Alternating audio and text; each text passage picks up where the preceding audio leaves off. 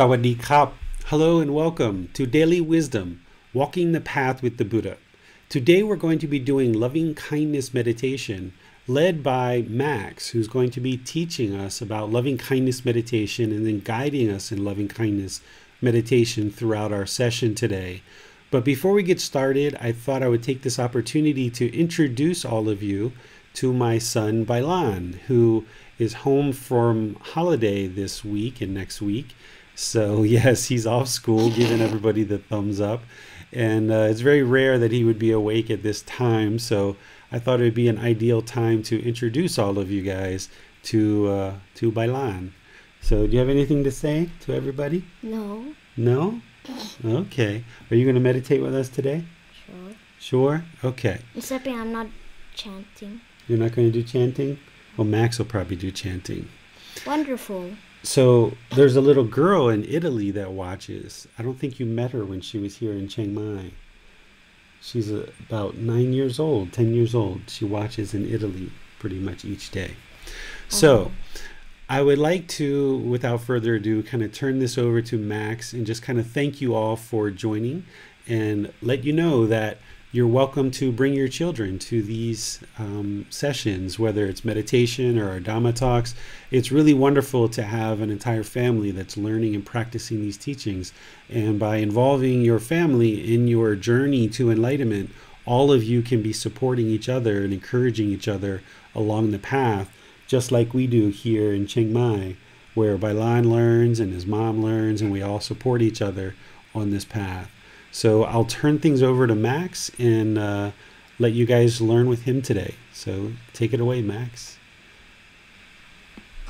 Okay, thank you, David, and thank you all for joining. I'm very glad to see you all here for our Wednesday evening, morning, wherever it is you happen to be, session here for a meditation. Today we're going to be practicing loving kindness meditation, and this is one of the two primary styles of meditation taught by Gautam Buddha that every person would need in order to attain enlightenment.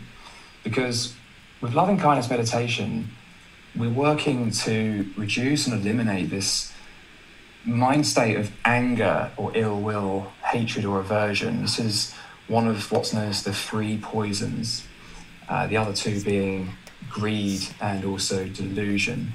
So the meditation we're doing today is really targeted as a remedy for this specific poison of anger or ill will that exists in our mind. And it's really important to make this point that in practicing loving kindness meditation, we're training our mind, because we're recognizing that we can't actually change another person's mind. In many ways, this whole path is really about taking responsibility for our own mind, our own defilements, this craving, this anger, and this delusion, and this discontentedness that we are experiencing as a result of those things. Because no one else is causing our mind to be discontent. We're doing that ourselves through these defilements. And one of those is anger. So whilst when we work to reduce and eliminate this anger that exists in our mind, other people will benefit from that. That will change the way our mind works, the kinds of thoughts that we have, the intentions that we set, and that will inevitably spill over into the words we use, the way we speak, and then of course the actions we take. And all of these things will create conditions for other people to benefit. However, we cannot change their mind. We can only change our own mind. So whilst we might see results in other people, we're not creating the change in other people. We're really doing the only thing we can, which is to take responsibility for our own mind. And so we will also experience the benefits of training our mind in this way. And before we get down to loving kindness meditation today, I'd like to discuss this poison of anger in a bit more detail and discuss what is anger. I mean, we're all familiar with anger. We all know what anger is, but really, what is it at its essence in respect of Buddha's teachings? And also address some of the misconceptions that we sometimes have around anger, which I hope will lay a foundation for us to continue working to reduce and eliminate anger in a sustainable way. And before I do that, I'd just like to share some quotes from Gautama Buddha in regards to anger, ill will, and also loving kindness. So, Dave, I was wondering if you might be able to make me a co-host. I can go ahead and share these slides here. Because we're interested in practicing what Gautama Buddha had to teach. Because we know he was the fully enlightened Buddha. So for us to experience best results, let's actually go to what Gautama Buddha said about loving kindness and about anger, so we know that what we're practicing is on the right lines. So here's a quotation from Buddha talking to his son, Rahula. So he said, Rahula, develop meditation on loving kindness. For when you develop meditation on loving kindness, any ill will be abandoned. So what he's saying there is that this poison of anger or ill will be pushed out when we train loving kindness. We cannot hold loving kindness and ill will simultaneously in the same moment. Whilst both can have the propensity to appear, in training loving kindness, we are abandoning ill will. And then in this separate quote, Gautama Buddha says, loving kindness should be developed to abandon ill will. Very straightforward, right? Very pragmatic. He's not necessarily just referring to meditation there, but loving kindness in general, not just in meditation, but also in daily life. And this is important because anger is, it's acting as a kind of defilement on the way the mind is operating. So it's obstructing the true nature of a compassionate mind. And so if we're operating through this defilement of anger, we're going to be making decisions that produce unwholesome results in the world.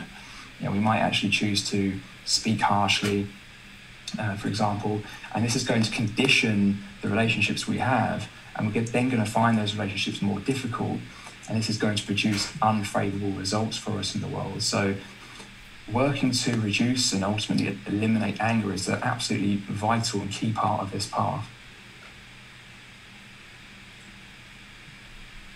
So let's talk now about what actually is anger in respect of Buddha's teaching. So whenever you hear the words hatred, ill will, aversion, anger, these are all referring to this same poison, the same defilement in the mind. So whilst you might hear these different words to describe this state of mind, these are really all referring to much the same thing. And what this is it's our tendency to push away our own painful feelings. So in contrast to, say, greed or craving, this is the mind's longing for something with a strong eagerness. Anger is really our tendency to push these things away, because when we experience anger, really what the mind is doing is it's acting as though, in order to be content, I need to get away from this thing. Like this feeling that I have, this person that I perceive is obstructing my contentedness, or this situation, I need to push that away. I need to get that away from me, or I need to get away from it, or I need to eliminate it, and then I'll be peaceful, right? Well, no, of course not. But the thing with anger is that it can actually sometimes sell itself as a useful solution, right? And this is often how the tendency for anger actually comes about, is that when we do find ourselves confronted with a situation that we don't like, that we find displeasing, acting on our anger can, certainly not always, but it can sometimes make that situation temporarily feel better. So we might actually speak harshly at someone who isn't doing what we want them to do, and lo and behold, they actually do it. And then we think, wow, this speaking harshly stuff really works, right? But of course it doesn't, because we've done something that's not only harmful to that other person and made that relationship more difficult in the future, but we've also cultivated our own tendency for anger to arise again. So, you know, there may not always be some obvious immediate result, but the more we do this, the more we find ourselves getting into altercations, conflicts, arguments. And the problems with these conflicts is that, well, firstly, we might lose, right? We might, when we create this opposition with other people, we might lose. Some harm might come to us, and we'll be doing harm to another person. But arguably, even worse, right? We might actually win. And by win, I don't mean, produce a good outcome, but we might get the false impression that we've won, and we've actually come away on top. And then all we've done is we've encouraged the mind to continue behaving through this defilement of anger in the future. And so one way or another, as we go around pushing things away, pushing feelings away, people away, and trying to solve challenges in a destructive way, the more potential there is for us to experience some kind of harmful result from that in the future. Because the more we push away, the more the world is going to push back. So that's how anger can come about. And of course, the poison of anger is really masking our true nature of wisdom and compassion. So not only are we creating these harmful consequences, but we're also sacrificing our ability to actually experience compassion, which is a way more desirable state, a way more fulfilling state. And it's producing these unwholesome decisions in life, which are leading to unfavorable outcomes. So now a question I'd like to ask: what causes you to be angry? What causes you to be angry? Well, as we just discussed, anger exists and it's been cultivated as a way to deal with painful feelings. Rather than deal with painful feelings in a skillful way, we have essentially cultivated anger by using anger to push these feelings away temporarily, inevitably for there to be some kind of consequence. So whilst we might feel sometimes, it might be a really overwhelming feeling that other people are causing me to be angry, this is actually a kind of delusion in the mind, because whilst other people can create the conditions under which we become angry, truly no one else can cause us to be angry. If anything, they can only show us where our own mind is still hanging on, what the conditions are where we become angry, and therefore what our own attachments are. Because no one else can cause us to be angry. We cause it ourselves.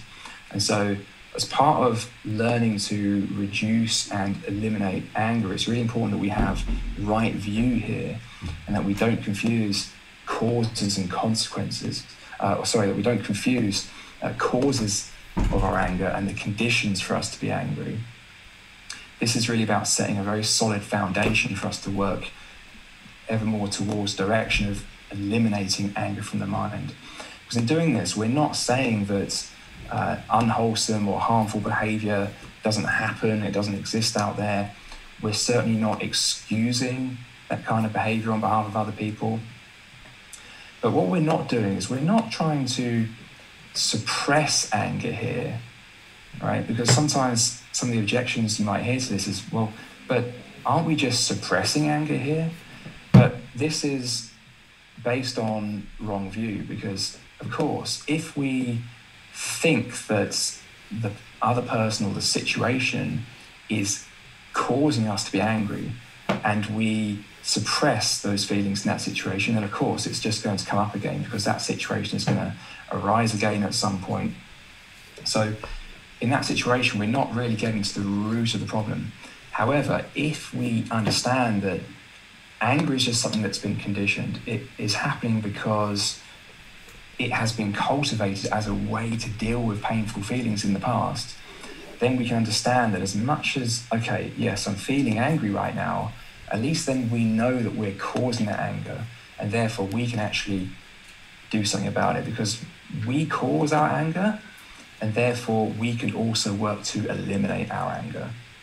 So these second and the third bullet point here, this is really referring to the second and the third noble truth taught by the Buddha, because the cause of our discontent mind is our own attachments. We cause our own discontent mind because the mind craves permanence when everything is impermanent. This is the second noble truth. So if we expect that when we drive to work, we're always going to have a peaceful journey, that no one's ever going to try and cut us up, and that when we arrive at work, that people are always going to be polite and friendly, well, it would be great if all those things happened. But of course, we don't control that, and that's impermanent. And so if we expect the world to permanently go our way, then when we encounter it not going our way, of course, we are going to become discontent. And we might say, but the world should be polite, okay? And people shouldn't cut each other up in the road and this kind of thing. Well, shouldn't they? Why not? Right? Because it's our own expectations for them to be otherwise which actually causes our own discontent mind. Because guaranteed right now, there's a lot of harmful, unwholesome things that are happening around, but we're not aware of them, and so it doesn't cause our mind to be discontent because there's no attachment, there's no longing for it to be any other way. We're not even aware of it. It's only when we have our own craving for things to be different that our mind becomes discontent. So this is the second noble truth. And the good news here is that because we cause our anger, we're also able to eliminate our anger. And this applies to all discontent mind states. We're not actually beholden to what the world presents, the situations we encounter, what other people do. This is a practice, and so we're going to gradually move the mind towards a place where it's no longer affected by what other people do. However, in getting there, we can build on this right view of understanding that because we cause ourselves to be angry, we can actually also take steps to eliminate our anger. And we can do that by firstly eliminating our attachments, but also working on anger as this standalone poison that stands in contrast to greed and delusion. So before I move on to the next slide, I'd like to just pause there and see if we have any questions at this time. Yes, Max, we do have one question of clarification. Javier asks, is ill will, anger, hatred, aversion, it's all the same root, right? Yeah, that's correct. So these are all referring to the same poison, which we most often refer to as anger, but also quite commonly referred to as hatred. And it's all referring to this same tendency of the mind to push away what it doesn't like, essentially. So whilst we might use these different words to describe different facets of anger and maybe subtle differences in how it feels, they're all really referring to this same tendency of the mind to push things away.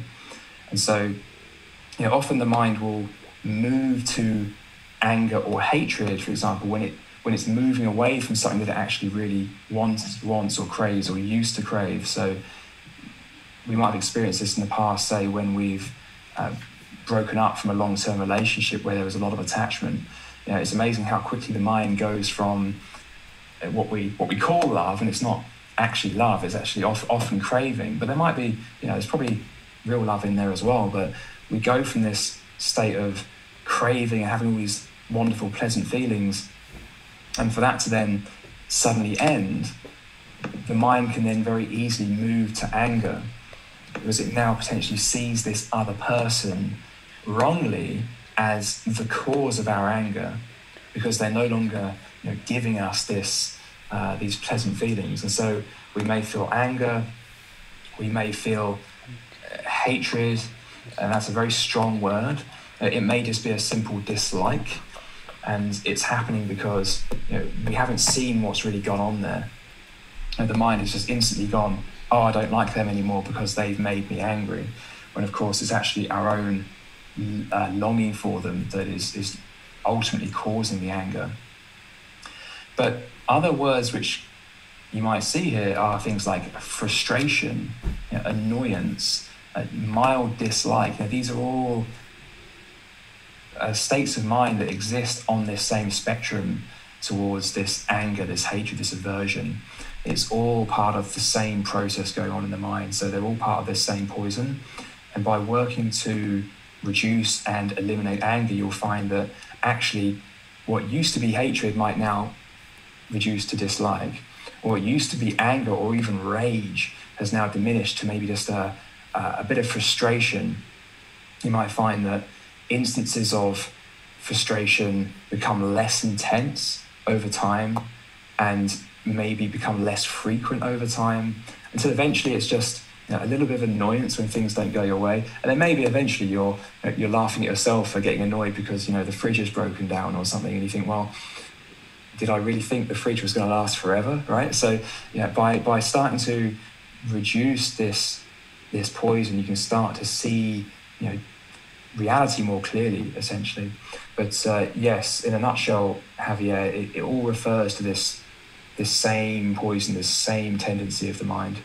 And that's the very thing we're working to eliminate here. Thank you, Max. We'll save our remaining question for later in the session. Okay. Yeah, sounds good, James.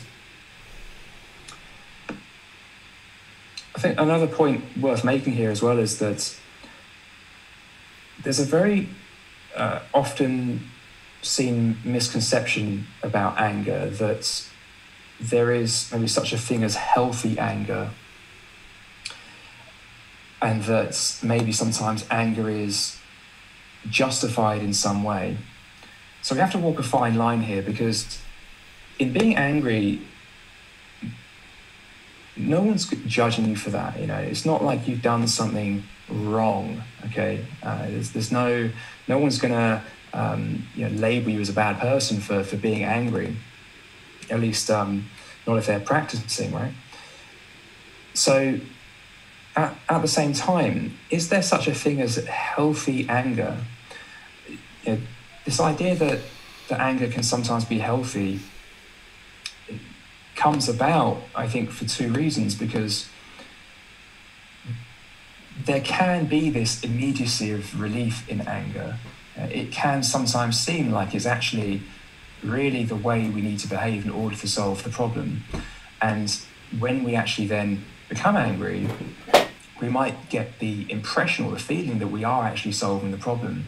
But really what we've done is we've kicked the can down the road and arguably made the problem worse, because we've essentially trained the mind to approach that situation or similar situations that we might encounter with anger.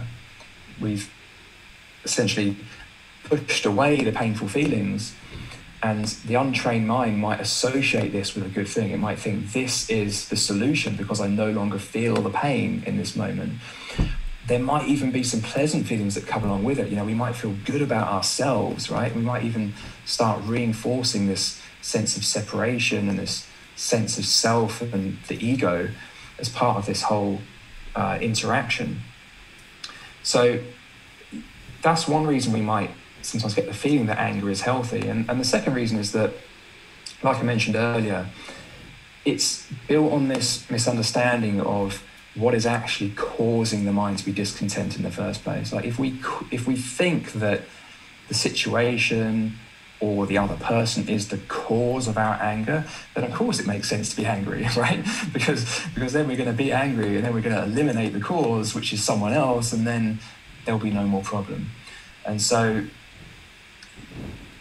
it isn't always clear how this is operating when the mind has succumbed to anger. And that's part of the problem, is that anger clouds our judgment. It clouds true reality and the true wisdom that exists in the mind. But what we can do here today and in our practice is, by practicing loving kindness in meditation and in daily life, we can get ahead of the curve with anger. So we can start to reduce it so that we start to see things a bit more clearly, and then we can actually, maybe outside of those situations where we do perhaps have a tendency to become angry, we can then start to see it more clearly. Okay, was that really a good idea to be angry in that situation? Did that actually help? As much as it may have seemed like it was helping at the time, as much as it maybe seemed like it was providing some kind of relief, now we can take a step back and say, but did it really? What state are my relationships in now? Are my relationships as healthy and as loving as they could be? Is my livelihood as productive as it could be? Am I really delivering the most value to the people I'm looking to serve, and my colleagues, and my family, and the people who rely on me?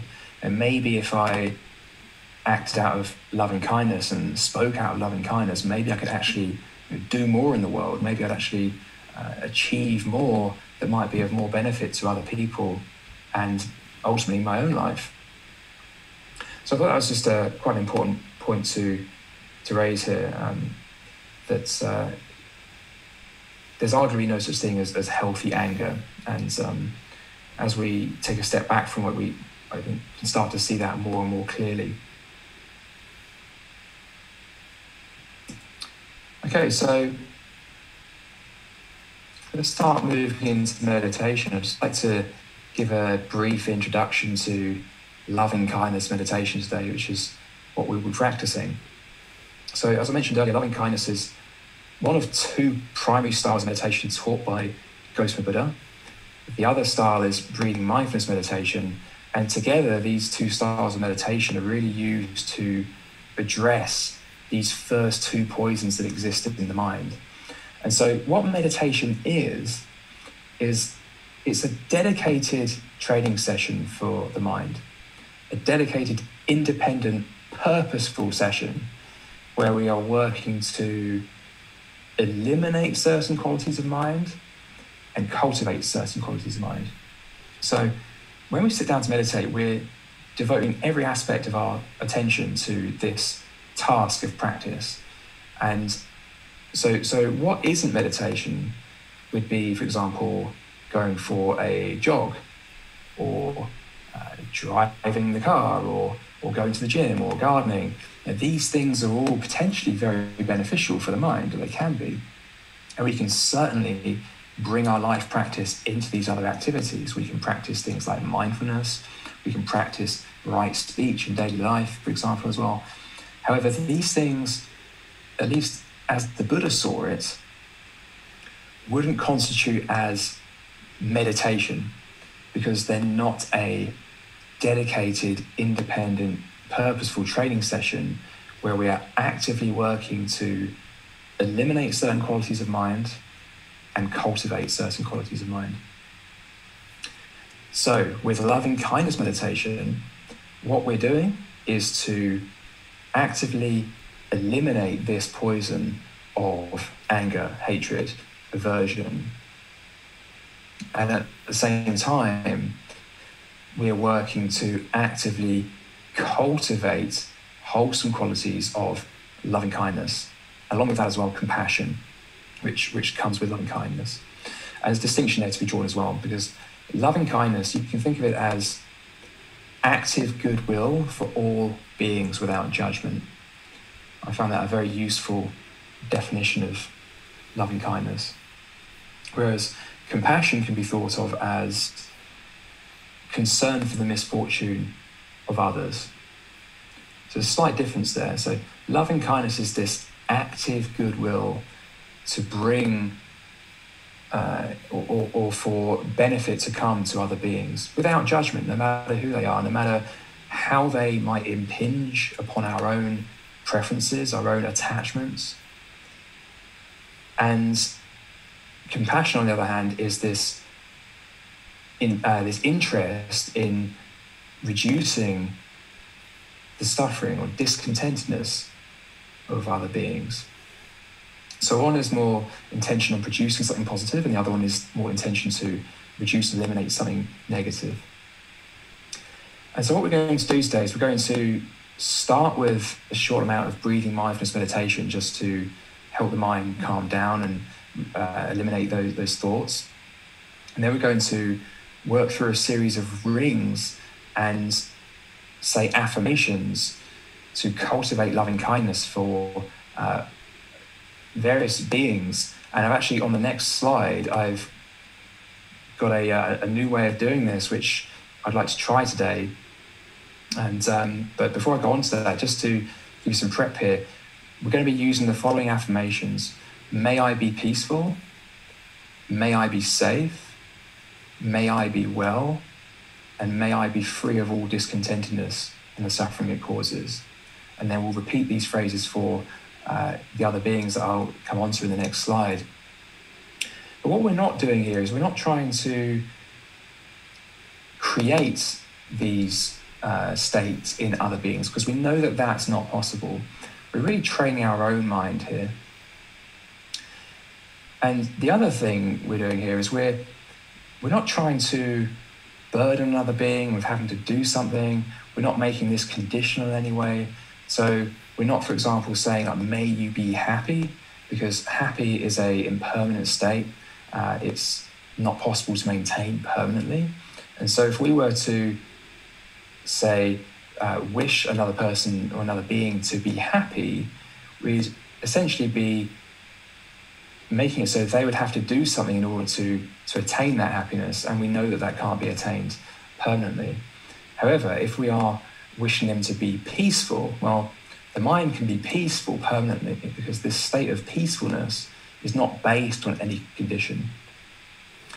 And another point to make here is that we're not just saying, may you be free of suffering, because suffering only really refers to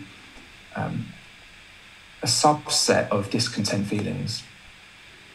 The Buddha actually referred to 3 kinds of discontent feeling that we're working to eliminate on this path. And he talks about feelings that are painful, which are, of course, the feelings we most commonly associate with this word, suffering. And so that's pretty obvious. Anger is clearly a painful feeling. Anything like, guilt is quite a painful feeling. Jealousy, these kinds of things.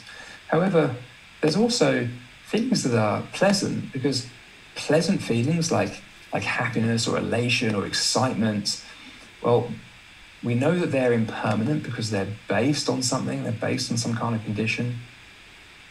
We know that they're a form of discontentedness because if the mind is, for example, really excited, it really wants something, and it's doing anything it can to get this thing at any cost, well,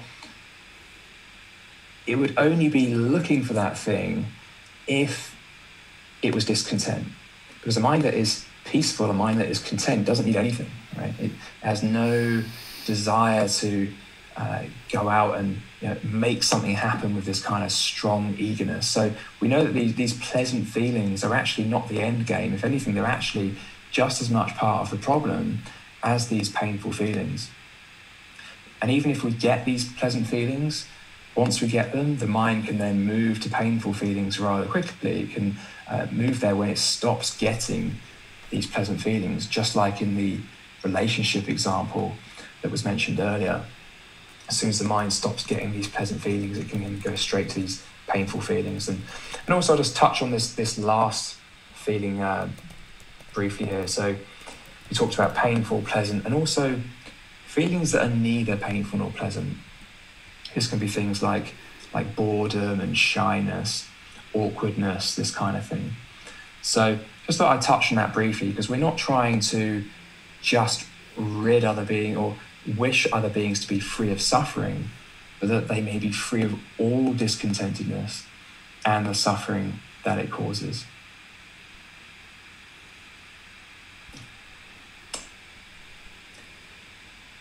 So now we're going to explore this slightly new style of performing loving kindness meditation today. As we perform these rings, there's quite a lot of room for creativity here and flexibility, and it's often a good idea to customize this to whatever you need, right? Whatever the needs of your current situation are. If there's a particular person that you are struggling with at this moment, or maybe it's a relationship from the past and there's still some resentment there and you're still struggling to let go of it, then one of the beauties of loving kindness meditation is that we can actually adapt this to our needs. But today I've got a slightly unique spin on this, and this is just something for us to try today. There's nothing permanent here. This is certainly not the only way to do loving kindness meditation. However, I'm interested to try this with you all today and take what works, and if it benefits you, then by all means use it. But even within this, there's a degree of flexibility here. We're going to start with ourselves, as we commonly do. Now, this is really valuable because, of course, if we don't have loving kindness for this being, for ourselves, then how could we truly have it for other people? For one thing, if we are practicing loving kindness for other people and we're interested in their well-being, well, chances are they're probably interested in our well-being too, you know, if there's a close relationship. So it would be in their interest that we also looked after ourselves. And so in practicing loving kindness for ourselves, we really are practicing it for other people, and vice versa. You know, these really are two sides of the same coin here. And if we were to only practice loving kindness for other beings, but not for ourselves, then we're actually, you know, not practicing right intention for ourselves, and we're probably not doing some other things that we actually probably should do in order to take best care of ourselves. And then we're in no position to help other people.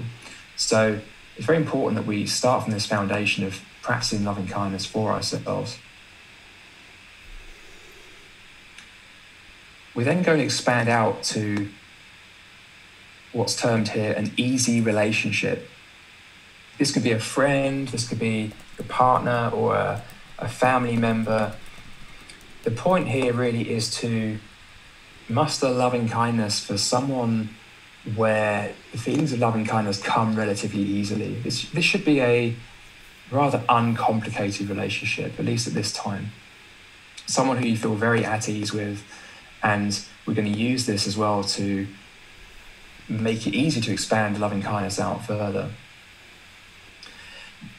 Another point here, you can choose to use a group of people here if you like. You can even practice this towards a non-human being, you know, maybe a pet, or if there's no one on your mind right now that there's no one that comes to mind where there's this easy loving kindness, that's fine. You know, just stick with it, or as some people like to do, is turn the attention to a loving pet or something like that. We're then going to move into what's called here a neutral person. Now, the idea here is that this is someone that we might see every day or see very regularly, but don't really have a deep relationship with. Now, we probably pass hundreds, if not thousands, of people every week, and most of which we don't talk to.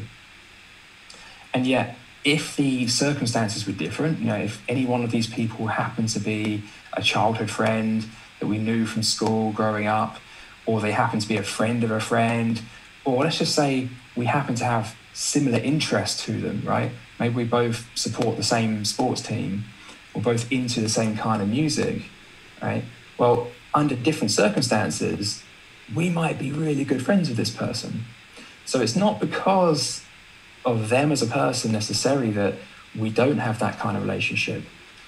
It's just that circumstances are such that, you know, we haven't made the decisions to cultivate a strong bond with this person as much as perhaps we have with the person that we did previously.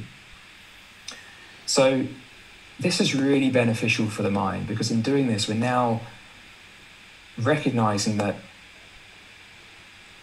all of these people are worthy of our loving kindness. You know, there's no reason why we shouldn't have loving kindness for this person any less than the person with which we have an easy relationship with, or any less than we even have for ourselves. There's really no difference here.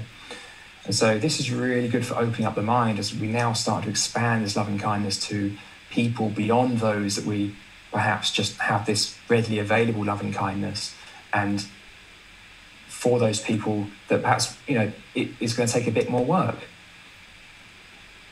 But then after the neutral person, we go to what's termed here as a challenging relationship. Now, sometimes you might see this referred to as a difficult person, okay? Now, there's an important distinction here, because of course, we understand now the cause of our anger. We understand that other people are not the cause of our anger. Sure, they might be doing something that's harmful. Sure, they might be behaving in an unwholesome way. But as much as we may disagree with their behavior, we may find it displeasing, we know that they're not actually causing our discontent mind. And furthermore, if we are having a challenge with a particular individual, then okay, in moments of anger, we might think that the way to resolve this is to get angry, right? It's to tell them what we think, or it's to, to teach them a lesson. But of course, if this person was truly content, if this person was truly peaceful, they most likely wouldn't be doing the things that we find displeasing. The only reason they are doing these things is on some level because they're not at peace, because they're not content. And the only reason anyone would ever harm another being, or would steal something, or would lie, or would cheat, or would commit sexual misconduct is because they're discontent. And so if they were content, they would have no reason to do any of those things. There'd just be no point. There'd be no reason to go out and lie, right? Or steal, or cheat, or any of these things. So actually, it's in our interest, as well as in their interest, that they do become peaceful, safe, and well. And of course, we're not making them peaceful by practicing this. We're only influencing and changing our own mind. But as we do this, not only are we benefiting our own mind, but by improving our speech and our actions around this particular person, or similar situations where we're reminded of this person perhaps, that's then going to produce much more beneficial outcomes in our interactions.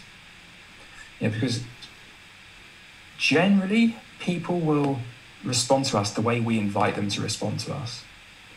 If we approach people with politeness, kindness, they will most likely respond with politeness and kindness. And so this is how, by addressing the challenges in our own mind, we can start to influence the world around us. We don't control it, but we will certainly start to produce better outcomes for ourselves and the world around us. So this is super valuable for the mind. It's not always easy to do this stage. And this is one reason why we actually build out to this stage, starting with ourselves, working through an easy relationship, and eventually arriving at this challenging relationship. But this can also be one of the most valuable practices of loving kindness, is spreading that loving kindness to someone who, at least for us, it doesn't come about as naturally or as easily. But it doesn't stop there, because so far we've covered most kinds of people that we encounter. We either have a good relationship with someone, or we don't know them, or we have a challenging relationship. But there's no condition on our loving kindness, because loving kindness is truly without condition. And so we need to practice loving kindness for all beings, not just people, beings from all realms, not just beings that exist now, beings in the past, beings in the future, anyone that might come after us, anyone who might experience some kind of result from the decisions that we make today. It's really important that we exclude no being from our loving kindness meditation, because all beings will ultimately be affected by the decisions that we choose to make. So before we start practicing loving kindness meditation, I'd just like to pause another time to see if there are any more questions. We do have a few questions next. We have one coming in from Biplab on Facebook. He'd like to know, without loving kindness meditation, can we eliminate hatred? Are there any other options? No. Every person would need loving kindness meditation to ultimately reduce and eliminate hatred from the mind. It's really important that we have this dedicated independent training session where we're getting ahead of the curve with this poison of anger. We can absolutely practice loving kindness in daily life. We need to do that. It's also an absolutely vital part of the practice. But the thing with meditation is, when we sit down and devote our entire being to this practice, whatever it is, whether it's breathing mindfulness or whether it's loving kindness, we're getting ahead of the curve so that when we encounter situations in daily life, we can then bring that through with it. If we were only practicing it in daily life, then we're not really taking that time to really get to understand anger and actively work to eliminate it. So no big blob. I hope that answers your question. We do have a follow-up about daily life from Javier. He asked, what about wishing, may they be peaceful, may they be safe, etc., in daily life when some situation comes up? Is it good to do this as well? Absolutely, yeah. This is a really nice point, Javier. Great point. By all means, try this, right? So personally, I have tried this, and I have found this to be very helpful.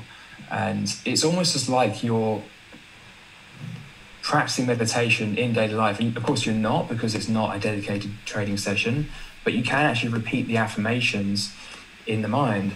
And you can do this as you walk around town. And one thing you can do is you just look at a person, just briefly, not stare at them for so long that you potentially scare them or anything, but just enough to really connect with them and see them where they are, and see that they're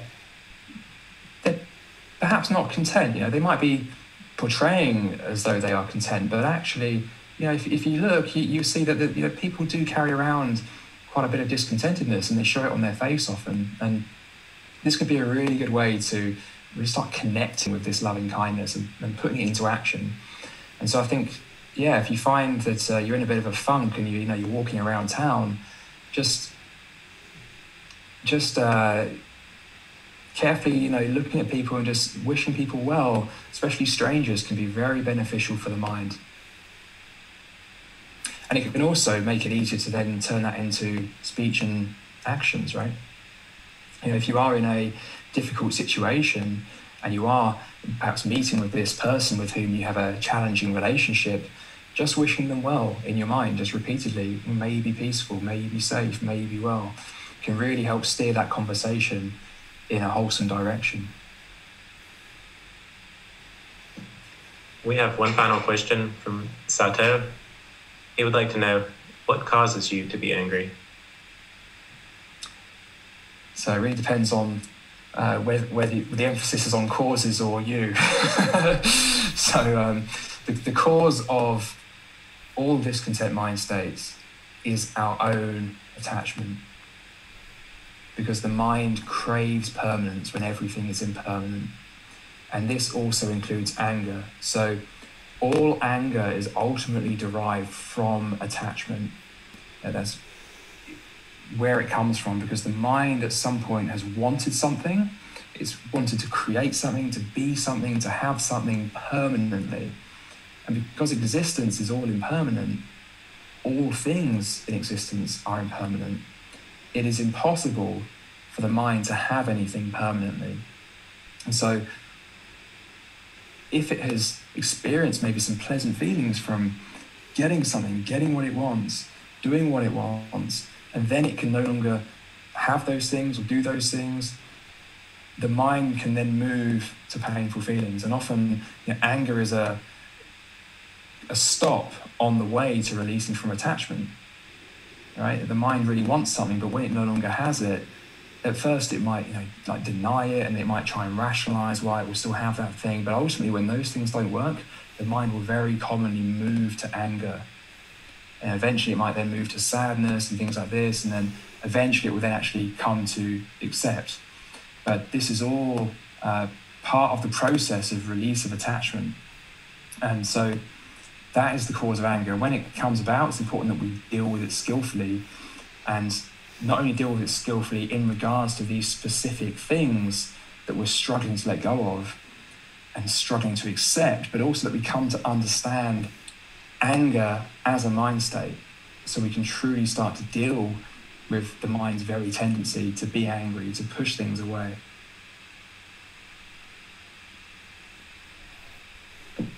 All right, Max, it looks like that's all the questions we have for now. Okay, well, in that case, let's do some loving kindness meditation. Please take your positions, and I'd recommend doing this meditation seated, or if you would rather, you can do it lying or standing. These are three of the positions taught by Gautam Buddha. There is also walking meditation, but you wouldn't commonly practice loving kindness meditation whilst walking. If you're seated or standing, just make sure that you are upright, so not too rigid and tense, but likewise not slouched. So you really want the body to be in the middle. And really what we're doing with the body is we're using the body to get to the mind. Because we're training the mind today, we're not looking to train the body. But if we are really tight, then the body is going to be quite active, and so we're not really going to get to the mind. And likewise, if the body is too luxurious, then the mind can have a tendency to become sluggish. The body should also be comfortable, because if the body is comfortable, then the body is not going to be interfering with the mind. You're not going to be distracted as much by physical sensations, as much as they will appear. It's almost as like the body is just not even there, right? That's where you're looking to get to ultimately with meditation, is that the body can just sit comfortably for a very long time and not interfere so much with what's happening in the mind. But likewise, like I said, not too luxurious, because then the mind can have a tendency to sort of switch off or become sluggish. So nicely in the middle.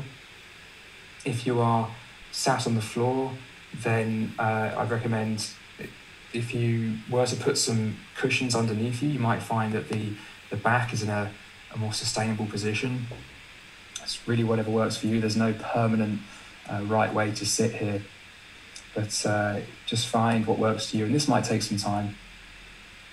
With your hand position, same thing. It's just important that your hands are comfortable. The way Gautam Buddha did it is he put his right hand over his left hand and just put his thumbs together like this, and then just rested those in his lap. But you can also rest your hands on your legs, whatever's comfortable. So I'm going to start with some chanting here, and then we're going to go into breathing mindfulness meditation. I'll offer some guidance at the beginning, and then I'll quieten down and just allow you to proceed with breathing mindfulness before we then proceed into loving kindness meditation.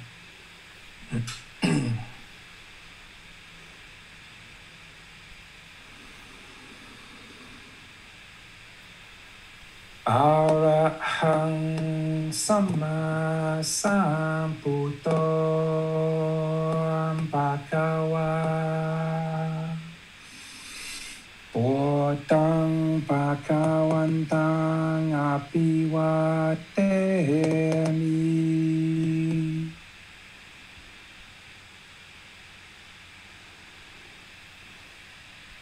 Sawakato Bhagavata Dhammo Dhammang Namasami.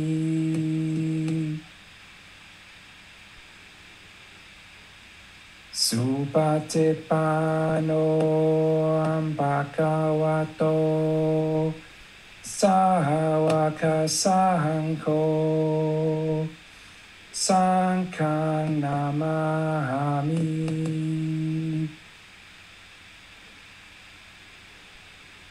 Namo tassa bhagavato arahato samma sambuddhassa. Namo tassa bhagavato arahato samma sambuddhassa. Namo tassa bhagavato arahato samma sambuddhassa. Iti piso bhagava arahang samma sambuddho. Vijajaranang sampuno sakahato roga vitu anuhutero purisa Dhamma sati sata tawa manuhosanang Bhutto bhagavati.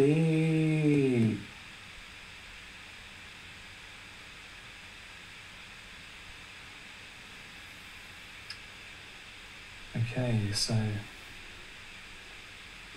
beginning with breathing mindfulness meditation. You should be breathing in through the nose and out through the nose.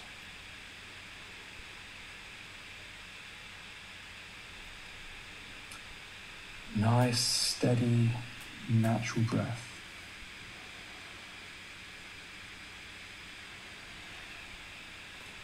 There's no need to control the breath. If you feel the breath is a little fast, then you can just steady it a little bit, but just maintain that natural breath.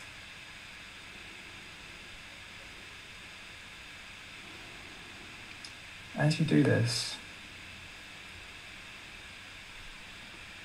bring your attention to either the sound of the breath or the sensation of the breath passing through the nose.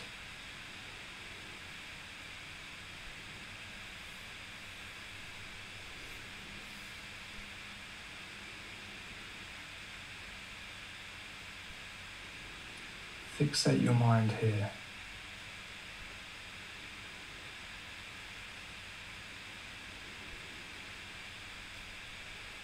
The mind is most likely going to want to take you away. It's going to want to think about the future, bring up memories from the past, ideas, perceptions. It may try and chase after things it finds pleasant. It may get hung up on things it finds unpleasant or even painful. Doesn't matter what it is, whatever it is, just gently bring the mind back to the breath.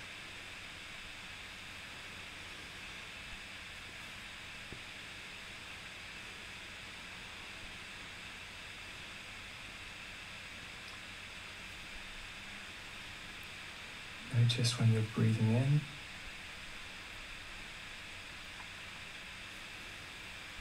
Notice when you're breathing out.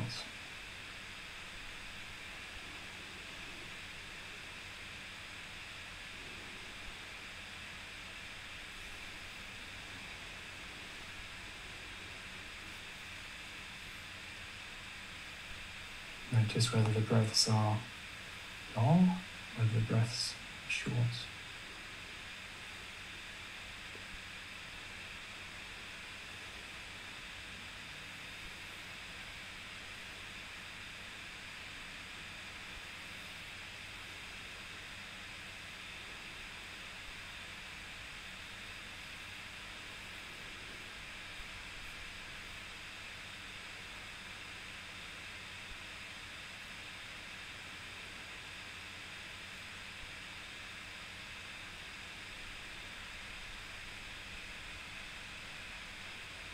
As you do this, bring the attention back repeatedly.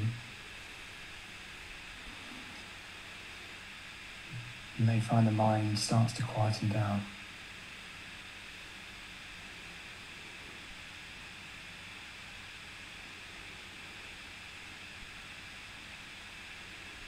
As it does this,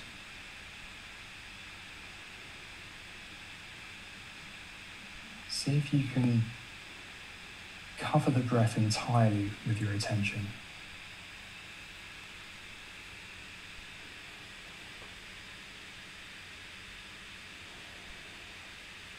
Not concerning yourself with what's coming next,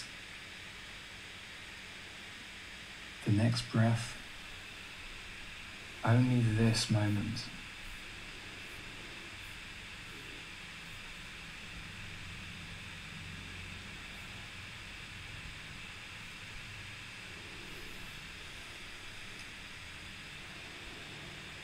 going to let you carry on now. I'll be back shortly for some guidance on loving kindness meditation.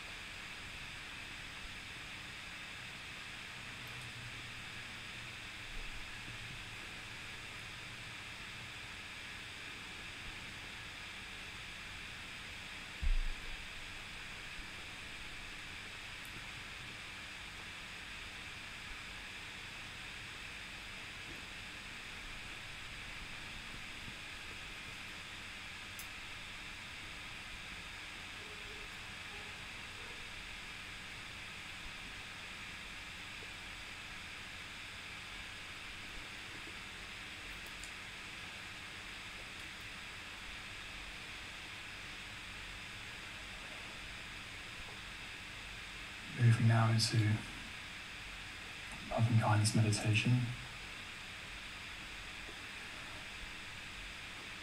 I'm going to say the affirmations, and all we need to do is repeat the affirmation on the out breath, whilst bringing your chosen person to mind.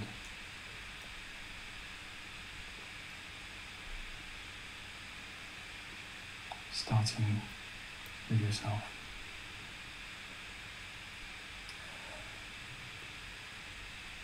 May I be peaceful.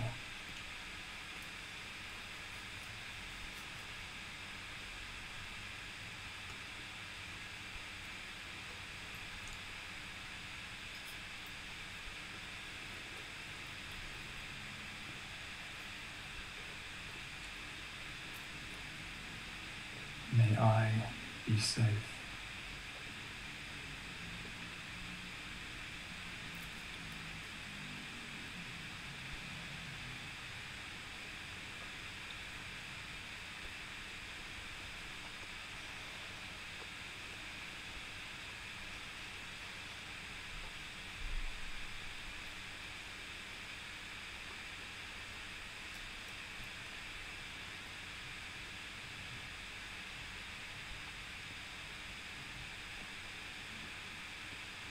May I be well.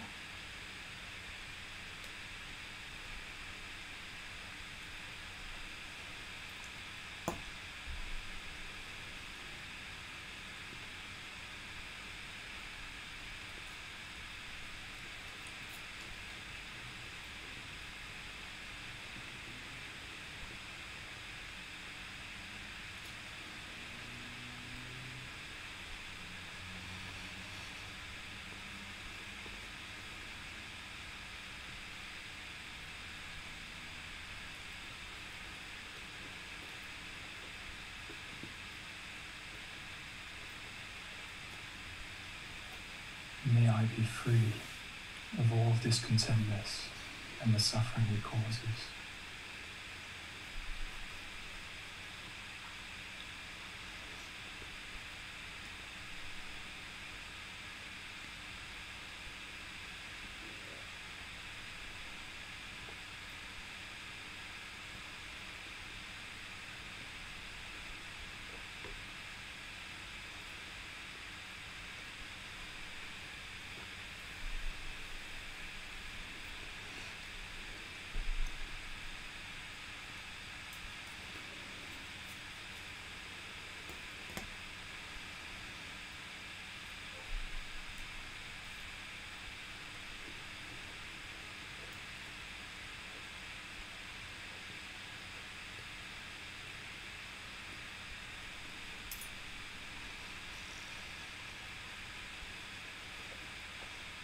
Now bringing to mind the person with whom you have an easy, uncomplicated relationship.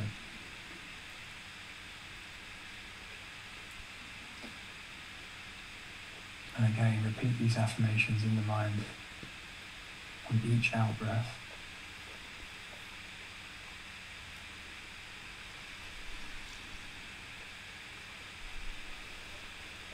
May you be peaceful.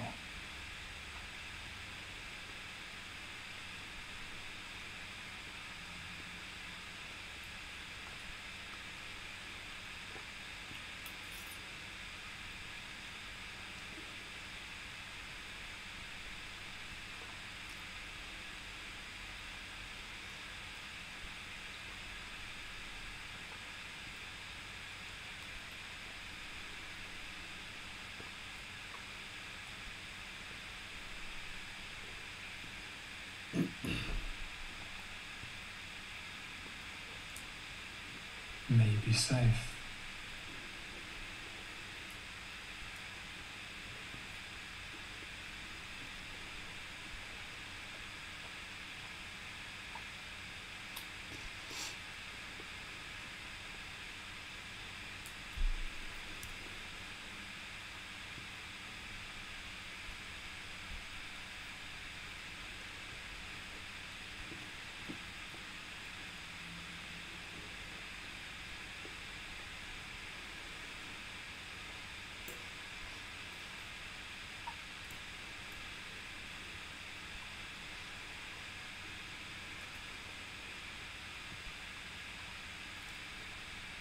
you be well.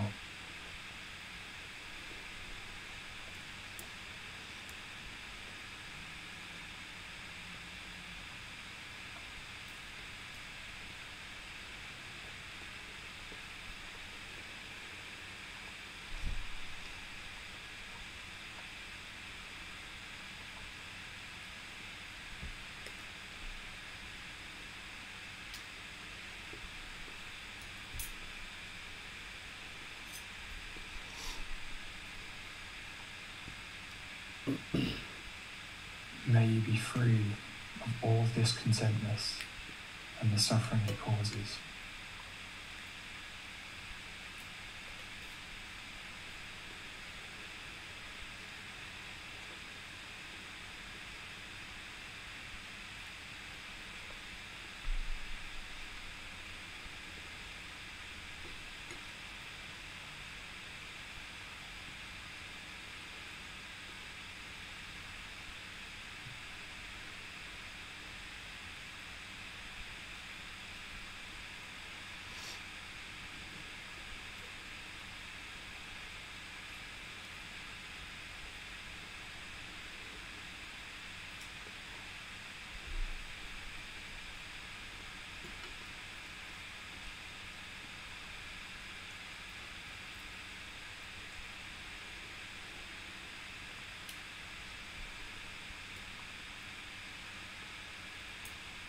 And now bringing to mind a person you don't know so well,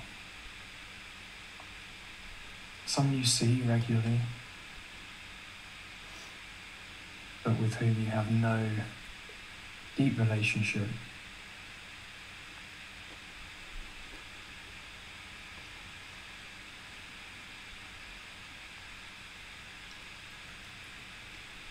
May you be peaceful.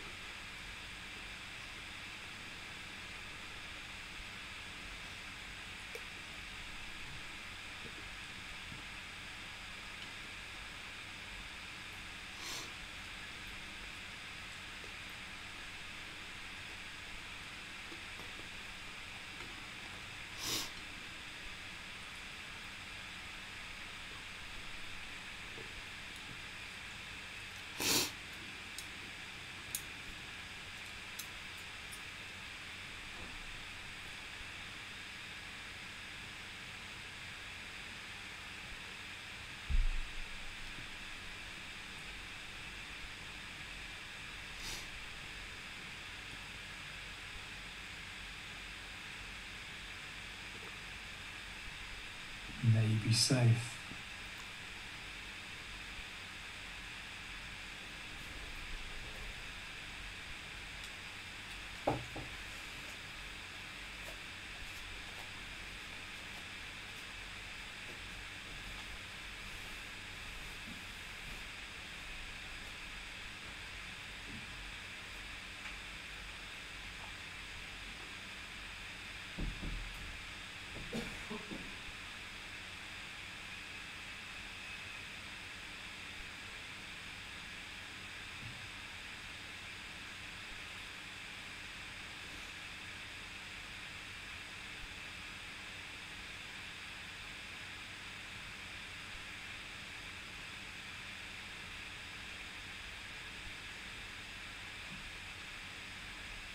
May you be well.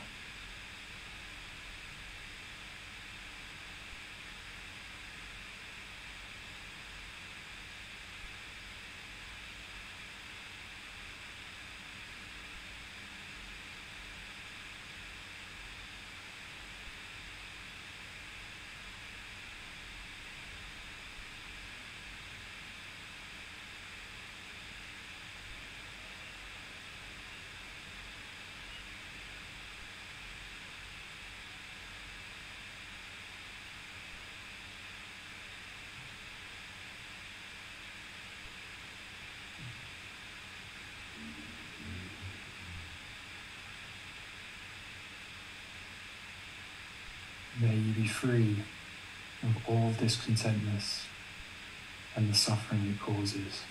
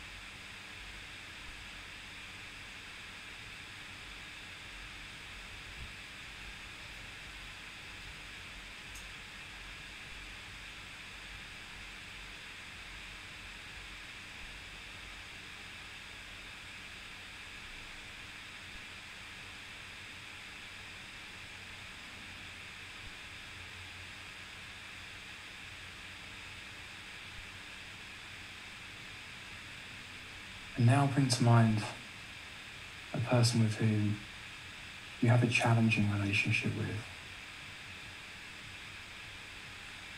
or that you maybe sometimes struggled to have feelings of love and kindness for.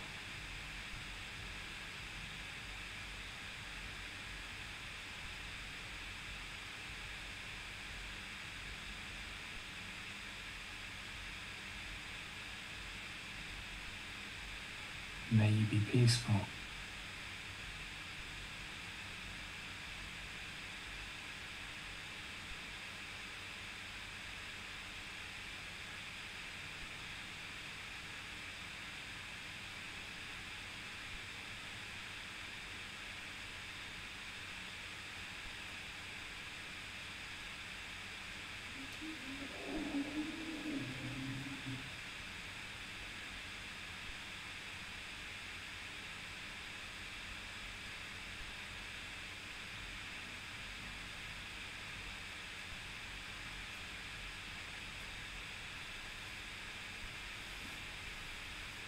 May you be well.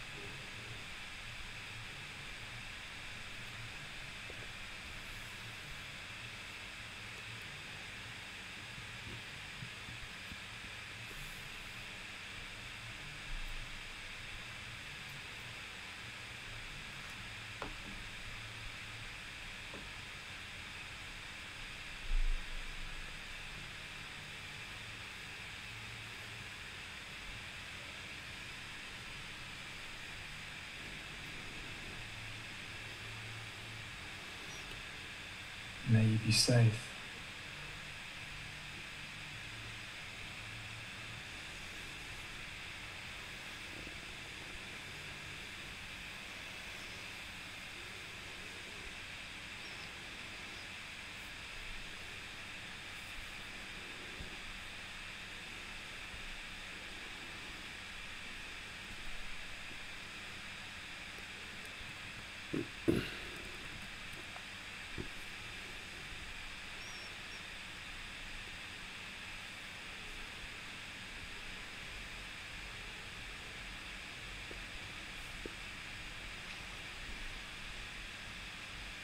May you be free of all discontentness and the suffering it causes.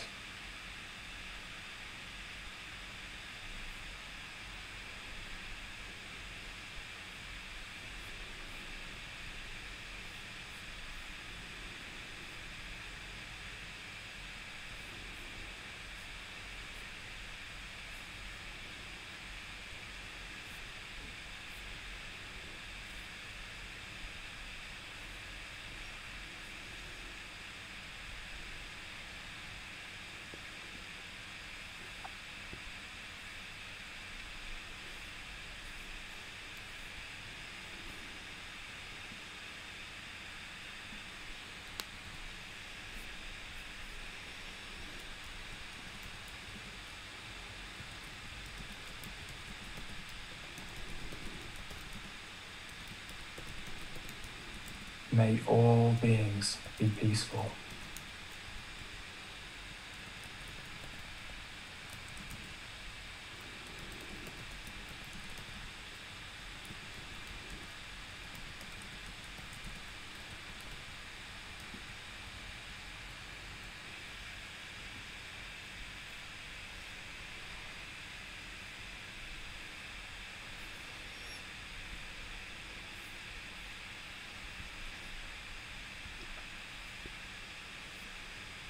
May all beings be safe.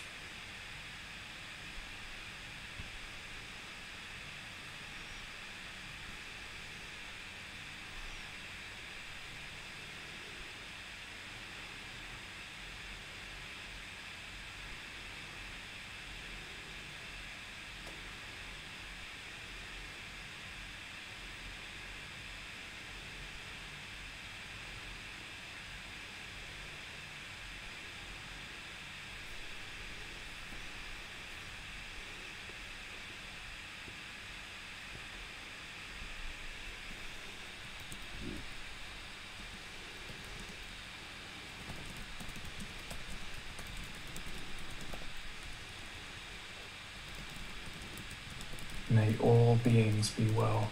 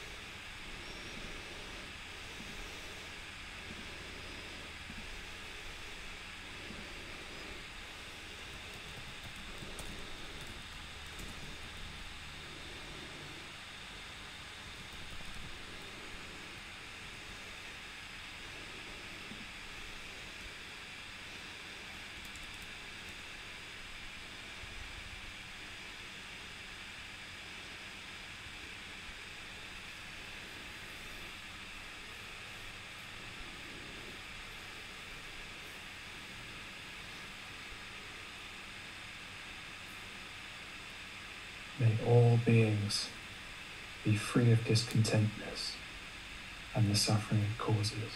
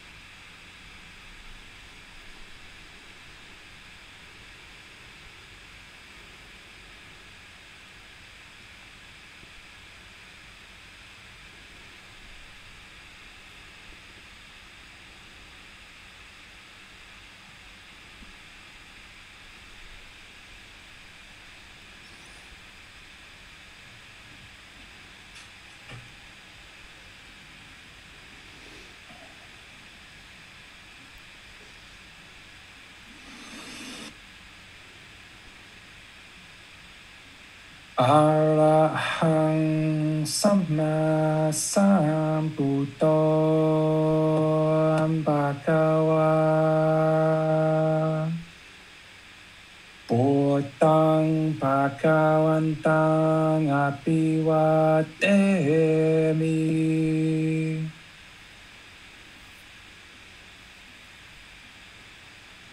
Sawakkahato bhagavata dhammo dhammang namasami.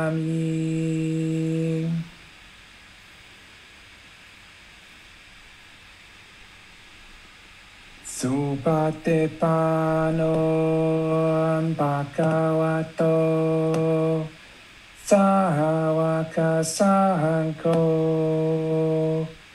Sanghang Namami.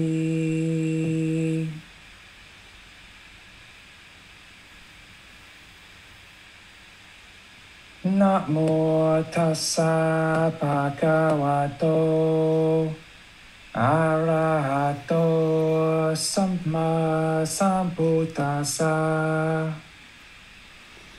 Namo tassa bhagavato arahato samma sambuddhassa.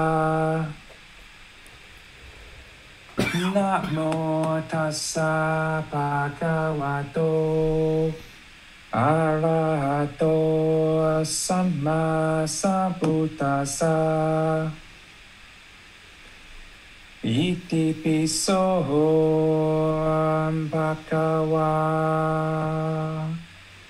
arahang samma sambuddho vicacaranang sampuno sakahato rohuka vihitu anuhutero purisa dhamma sati satatawa manusanang buddho bhagavati.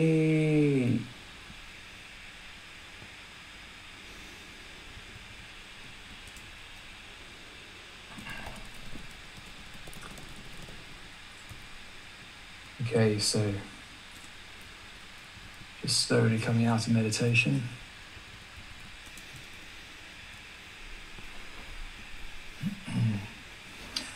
Have a little stretch if you need to.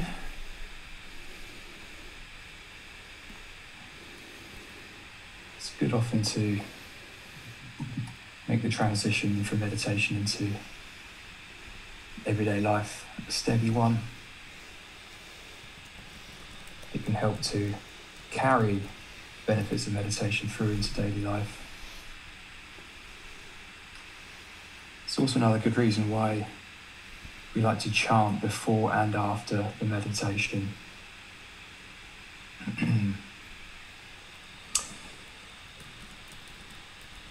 If we chant at the end of meditation, it provides a nice bridge into daily life, rather than just suddenly stopping. Because if we were to just suddenly stop,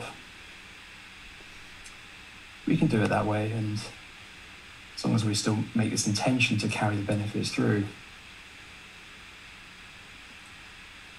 However, if we are in a habit of just suddenly stopping and getting up and going about our lives, then that can be something we end up cultivating and find it harder to actually get into that deep meditation. So actually bridging the gap at the end of meditation can also actually improve the quality of the meditation that precedes it.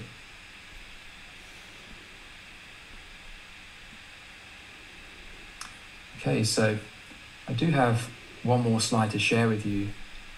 Before I get on to that, I'd just like to see if there were any questions around meditation, or if anyone would like to share how that went for them. This slightly new format of loving kindness meditation. Well, Max, I just wanted to start by saying thank you for the meditation. I found it extremely beneficial, and I believe I can speak for others in saying that as well. I imagine it was a great meditation. great, James. Really, thank you for that, and really glad it was beneficial. It's a format we haven't practiced here before in the Daily Wisdom class, and it's something new to try. And I'd always suggest to take what's beneficial from it, if it was beneficial. If you'd rather do it some other way or completely customized way, then by all means do that as well. It's really about whatever works for you, So one of the beauties of loving kindness meditation is that there is quite a lot of flexibility to adapt it to what we need, what our specific needs are, and what the needs of this time is in our mind at this moment, and who it is that we're getting stuck with, like where our mind is hanging on. Is there a particular individual that we still are harboring resentment for? We need a bit of extra help with letting go of that. So there's really no permanent right way of doing this, but there's a few principles there which you might like to take away and use if you found them useful. I think one interesting thing about this is that whilst we're focusing on individuals at each step, that does actually trickle down into all other relationships we might have in that kind of broad category. If we can feel loving kindness for one stranger, we can probably cultivate loving kindness for another stranger and make that more accessible rather easily. And likewise, if we are struggling with a particular individual, then we're more likely to then access loving kindness more readily for other individuals that we might find displeasing at this time, ultimately working towards a place where we don't have dislike anymore. We don't have any feelings of aversion at all for any individuals, because we recognize that it's just their decisions. It's not in any way impinging upon our own ability to be content. We realize that it's only our attachments that can do that. And so in doing that for one individual, that really helps us see the truth of the matter, and that then impacts our own mind, and therefore the way our own mind responds to any individuals who might be exhibiting similar kinds of qualities and traits in the future. Thanks, Max. We already have comments from Michael and Judith and Amina complimenting you on your meditation, so it was a great job, and I think that the community got a lot of benefit from it. Very glad to hear that, guys. Of course, that's very kind of you, so thank you. But this really is your doing, and if you got any benefit from that, then well done to you. And of course, we all have David to thank for teaching us all loving kindness meditation, and ultimately the Buddha for discovering and originating this path. So glad to be on this path with you guys, and that we're all experiencing the benefits. It's wonderful. Absolutely. I had a question for you, Max. I was asking in regards to the pacing of loving kindness meditation. Sometimes you'll go through loving kindness meditation and you'll hear the person guiding the meditation go through the lines rather quickly, whereas other times it'll be rather slow. And I was wondering if you had any advice or any insight on the benefits of perhaps each. Right. So, I think it really depends on what your mind needs at that time. Sometimes we go through many, many rings. There might be 8 or 9 rings. And so there's, of course, a practical consideration here. But I think really as long as it takes to experience the benefits of that ring and to really feel loving kindness for that group of people or that person or those beings that you're cultivating loving kindness for. So there's no real right answer to that. It really just depends on the needs of your mind and the situation. And I think there's always a middle way. If you're spending ages and ages and ages in one ring, then that can be useful, of course, if you're getting really hung up on that one area. But after a while, I think it's useful just to kind of move on. Whereas if you're moving through too fast, then the mind's not necessarily having the time to really benefit from loving kindness for that group.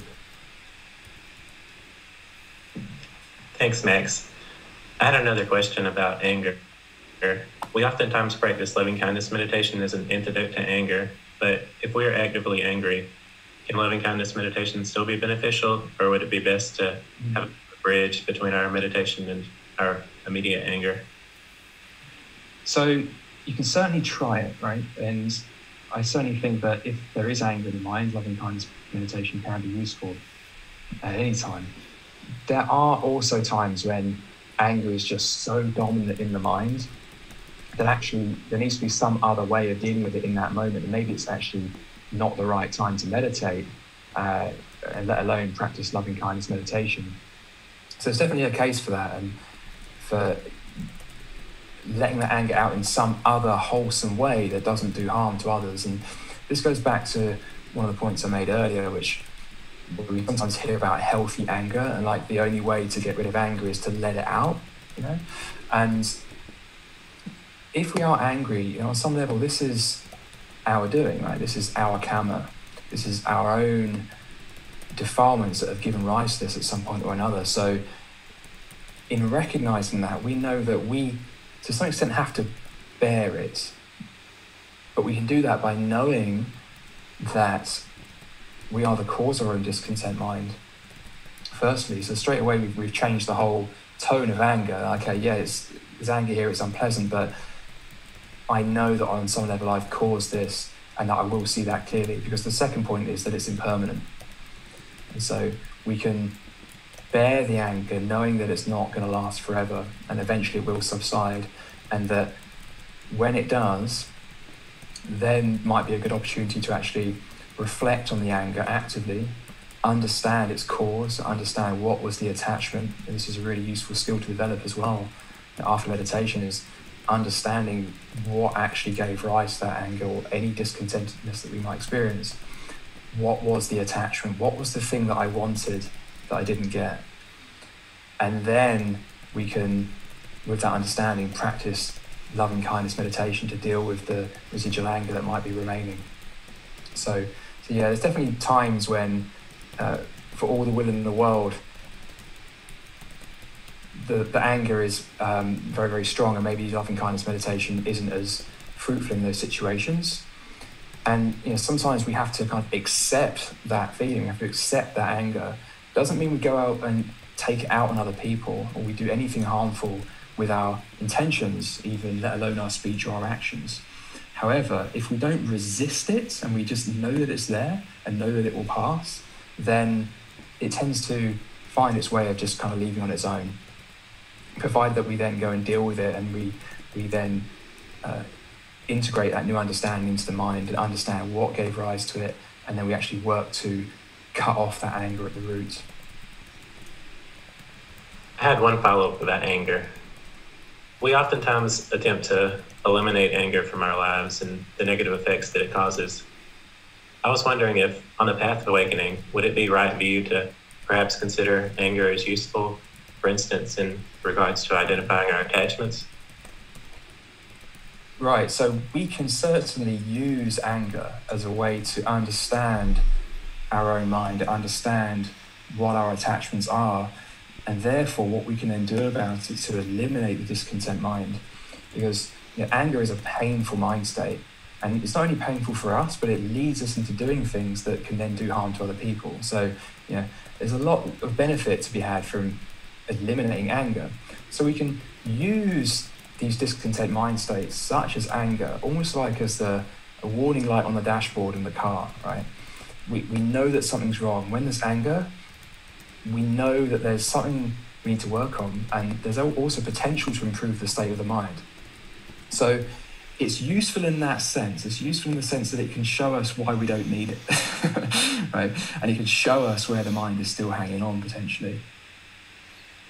But there's nothing inherently useful about anger, right? So it's not like we make use of the anger for something else, but we can use anger to know why we're getting angry, and then we can eliminate that, and then we can eliminate the pain that comes with that. Sometimes when we're thinking about, say, like when people talk about healthy anger, for example, they might also say like, oh, but we can also use that anger to accomplish something. Like we can use that as the stimuli to then go out and make change. And so in the sense that we can use it to improve the state of our own mind, like yes, of course. However, we don't need anger to know that something harmful has happened, or to know that something unwholesome is going on. So to what extent anger may be temporarily useful or seem useful in those circumstances, it's never the best way to accomplish those things. In fact, you get far better results if we don't use anger in those kinds of situations. So if someone does something we disagree with and is doing harm, we might actually feel there is a need to say something, right? But it's important that in doing that, we practice right speech. So the Buddha was quite clear about what he meant by right speech. These 5 factors of well-spoken speech that we discussed in previous classes. One of these is spoken gently, and another one of these is spoken with a heart of loving kindness. And we know this because when someone's got angry at us in the past, what do we tend to do? Do we sit there and go, oh, you know what, you're absolutely right. Yeah, maybe we do. And if we're practicing, we actually might do that because we are understanding that as much as they're angry, there may be some pearls of wisdom in there, as much as they're coming from this place of sort of wanting to get us to change. They may be actually shining a light on something that we need to work on, whether they're angry or not. And a mature person who's practicing is probably going to see it in that way. But on the whole,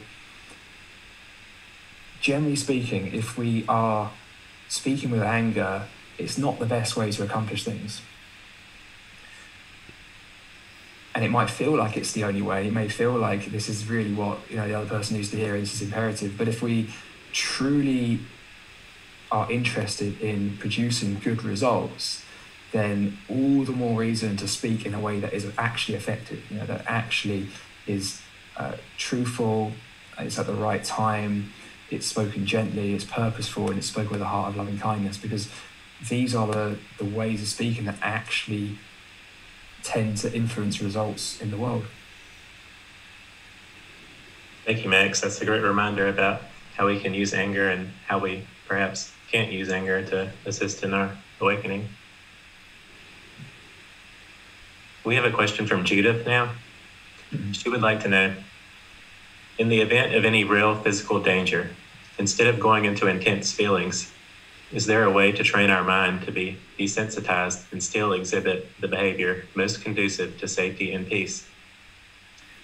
Yeah, so in these kinds of situations, anger may have, in a previous existence, got us out of harm in some way, right? We talk about the fight or flight response as well. But of course, it's sort of similar to the last question as well. We don't necessarily need anger to respond in a wholesome way. And often, actually, anger can impede the decisions that we make. It actually leads us into making decisions that may be a bit more rash and don't produce the best outcome. So, we might respond with excessive force, something like this. We might say something that actually ends up doing harm and then conditions that relationship, and then we create a situation we then have to clean up later. And we've all done things in the past that we now have to clean up, and this is kind of part of our path is cleaning up damage we've done in the past. So there may be certain relationships where we need to apologize and this kind of thing, but anger will never be the best way to respond in these situations. But if you are faced with these kinds of situations, then if there's a particular kind of situation that you find scary, it might be public speaking, or it might be driving a car or getting on a plane, whatever it is, you can actually eliminate that fear in the mind by exposing yourself to the situation gradually. So, for example, if it was public speaking, which is quite an intense situation for a lot of people, you can start just by speaking on your own, right? And then you can scale that up to just one-on-one, and then maybe to a group of 3, and so on. And so you're taking these little incremental steps, and over time you can train the mind to be comfortable in any and all situations. And so there's this general improvement to the mind that is eliminating fear and anger and all these unwholesome mind states. But there's also specifics that we might need to work on. Right? So just like we might need to work on a specific person if the mind's really getting stuck there, there might be specific kinds of situations that we need to train our mind to be able to handle, because a fully trained mind would not have any fear. You know, an enlightened mind would not have any fear or any anger, so it can respond skillfully in any and all situations. Thanks, Max. I hope that answers the question, Judith, but feel free to send a follow-up if there's something I missed there. We have a question now from Javier. He would like to know, how does one gain insight? When meditating, can one watch not only thoughts, but also feelings, sounds, like a dog barking, heat, or a breeze in the skin? Do we just let all this go? Aren't these opportunities to observe our mind and gain some insight? Or is it only about learning to let go, leaving observation and reflection for daily life? All right, yeah, good question. So when we practice breathing mindfulness meditation, all we're doing is training the mind to come back to the breath. So in doing that, we are cultivating certain qualities and we are eliminating certain qualities. So firstly, what we're eliminating is the poison of craving or greed. Is the mind's tendency to try and latch onto things, to grasp, to long for things with a strong eagerness, because the mind's going to want to do that for thoughts, right? Not least possessions and people and plans and memories from the past and ideas and feelings. So really, we're doing something very simple in breathing mindfulness meditation. The primary intention there is to eliminate the mind's tendency to crave. At the same time, we're also cultivating mindfulness, which is awareness of mind and concentration. So you actually asked about insight there. So are we developing insight as part of that? So insight, you could also call that wisdom. So you are, as a byproduct of doing that, there is an element of gaining wisdom there. You're training the mind to see true reality, but it really comes about as the result of clearing away this craving, letting go of the craving and training the mind in mindfulness. The primary way to actually gain insight and wisdom is to learn and practice Buddha's teachings, all of them, the entire path. And so everything we do is working towards gaining insight and wisdom. And there are some more recent styles of meditation taught that focus on development of wisdom. However, invariably, they also teach breathing mindfulness as a way to calm the mind first. And so often the insight comes as the result of clearing these other things away. And so just to answer the last part of your question, do we just let this all go? Yeah, exactly. So when we're practicing breathing mindfulness meditation, we're just keeping it really simple. The only thing we need to do is bring the attention back to the breath. It's the only thing. Right? Doesn't matter what it is. Like sometimes the mind might want to go after something that it thinks, okay, I've really got to do this. I've really got to ponder what just happened and make sense of it. And it can seem so imperative and so tempting to go down that route. But what's worth even more than that is training the mind's ability to let go. That is arguably one of the most useful skills as part of this path, right? Is train that mind to come back to the breath, even in the face of something that seems so important and imperative. Because then you can truly control the mind. Because whatever that thing was is still going to be there. You still get to that at some point at the right time. Right? But when you're practicing breathing mindfulness meditation, that's the time for training the mind to let go. So you sometimes come across other styles of meditation that are taught that shift the emphasis towards insight and wisdom meditation or vipassana meditation. But when we practice breathing mindfulness meditation, we really are just bringing the mind to this point of the breath, and calming the mind by letting go of attachment. And from there on, the other things tend to follow, because really this path is about letting go of our attachments. That's kind of the essence of the path, really. Thanks, Max. That appears to be all the questions we have for today. Wonderful. Well, actually, as I mentioned, I do have one more slide to share with you guys. It's really just an outro as to where to go from here, how we can incorporate this into our practice. So I'll just end on this. As I mentioned, the primary antidote to anger is a daily meditation practice of loving kindness meditation. So how this might look is usually at least once a day for someone who is struggling with anger. That is a pretty healthy prescription right there, is just make a habit of doing loving kindness every day. And you can do it as a standalone session. You can do it as part of a session where you start with breathing mindfulness and then move into loving kindness, like we did today. Many people tend to like that way because they find the breathing mindfulness meditation just helps calm the mind and allows more focus to be assigned to the cultivation of loving kindness. So that's the first thing I'd recommend. And the second thing is to practice loving kindness in daily life. So this means speaking with loving kindness, acting with loving kindness, active goodwill for all beings. And sometimes if we're not feeling loving kindness, and if it's hard to muster that intention, then actually practicing loving kindness with speech and actions can be a great way to kind of like find a bigger lever, right? Because we sometimes think that we've got to start with the intention and then move into speech and action, but actually it also works the other way. If we're not feeling it, sometimes when we act it out, we then start to realize, you know what, this is right, this is true, this is how things really work. I'm seeing true reality here by acting it out, and then we actually start to feel it. So one way you can bring loving kindness into the mind, if it's not being accessed so readily, is to actually practice it in daily life. And lastly, I'd just like to emphasize the need for inward compassion. And really this is about not placing expectations on yourself,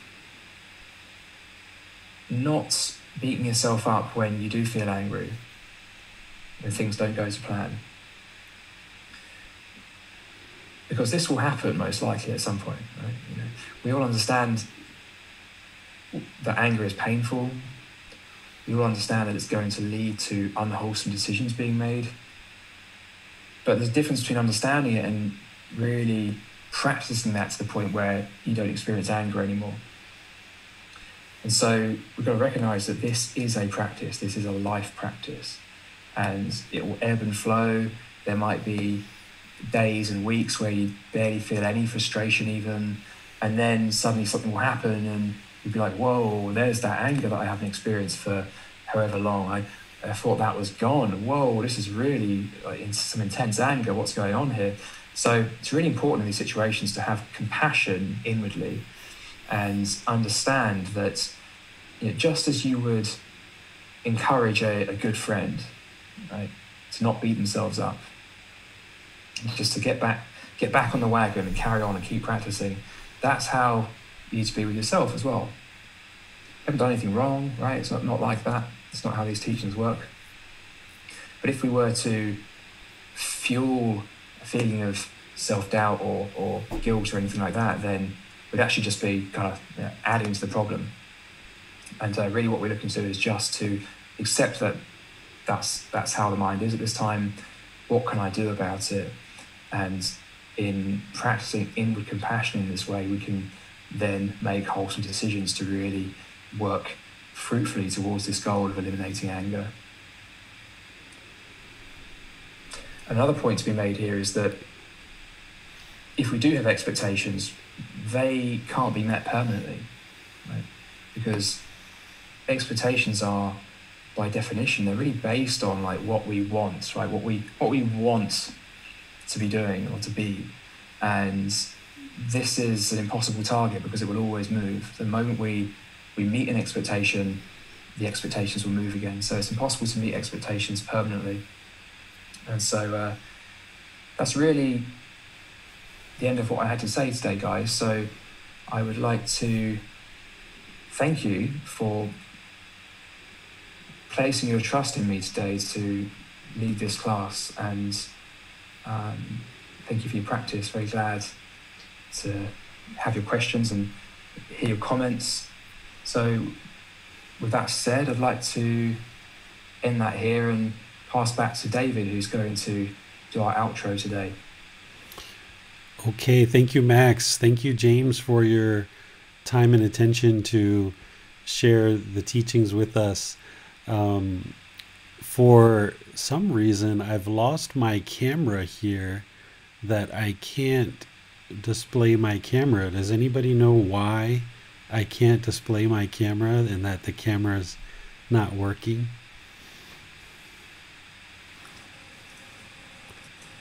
I've got a big smile. I've got a big smile on my face as I'm asking this question. Does anybody know why my camera's not working? It looks like it's trying to start up again. It says David wants to start video later. Okay, let me ask this another way. Related to the Buddha's teachings, does anybody know why my camera is not working? Maybe a case of impermanence. Yes, there we go. My camera is not working, and for some reason, this fully perfectly enlightened Buddha that lived 2,500 years ago and taught us about impermanence, his teachings still hold true today. Over 2,500 years later, when MacBook Pros and internet streaming and Zoom was not even close to anybody's thought 2,500 years ago, his teachings are still holding true as a universal truth. So if that's not enough evidence that this man we refer to as Gautama Buddha was indeed the fully perfectly enlightened Buddha, that his teachings from 2,500 years ago are explaining why my internet camera today is not working, then I'm not sure what a fully perfectly enlightened Buddha is if he wasn't one. So I shared that just to kind of get you guys to think a little bit that impermanence is everywhere around us. And here, you know, you may be tuned in today thinking that I was going to be teaching, but yet it was Max teaching, and that's impermanence. You know, Max taught a different type of loving kindness meditation using different types of rings than what I taught. That's impermanence. The more that you see impermanence around you, the more that you develop this perception in the mind and you soak it into the mind, the more peaceful the mind can become, because that is the primary problem with the mind, is that it just craves permanence. It wants permanence more and more and more. And it just holds on and holds on and holds on. So the more that we train it to just let go, because everything's impermanent and it doesn't make sense for us to hold on to any of this stuff in the world. Whether it's our anger, as Max was talking about, whether it's something that we want, whether it's something that we desire, that we crave, anything that's going on, just let it go. And use these meditations to help you train the mind in that direction. And then, of course, remember there's an entire Eightfold Path. That meditation is but one step on that Eightfold Path, and that we need to be practicing right view all the way through to right concentration. So thank you all for joining. Thank you, Max, again for teaching. Thank you, James, for moderating. And thank you all for all your questions and diligent study and practice of Gautama Buddha's teachings, because the more that we all learn and practice these teachings, the better that our life becomes, the better the life becomes for all the people around us and for all of humanity. So you can't see me right now, but I'm whying you and I'm saying thank you all for joining. Sawadee Kap. I'll see you next time. Bye-bye.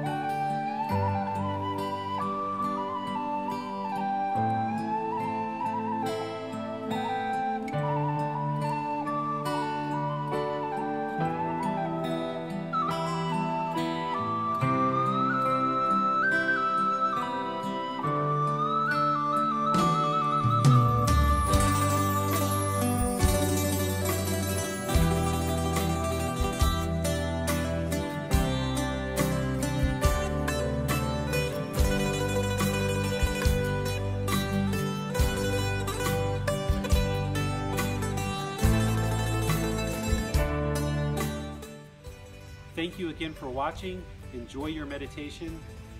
Look forward to seeing you online and answering any questions that you might have. Thank you so much.